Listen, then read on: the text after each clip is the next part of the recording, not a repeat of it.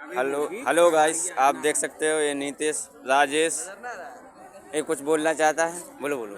अरे बोलो बोलो। जनता आपको दिखा रहे हैं। हम आए हैं प्रयागराज। हम लोग आए थे प्रयागराज कुंभ महाकुंभ देखने के लिए। देखो गाइस,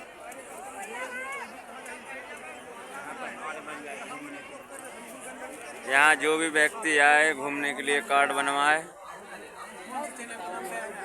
उत्तम लोधी स्टूडियो, लोधी स्टूडियो।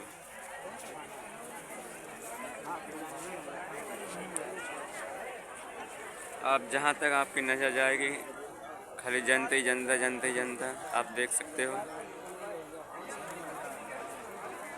ये गुरुजी का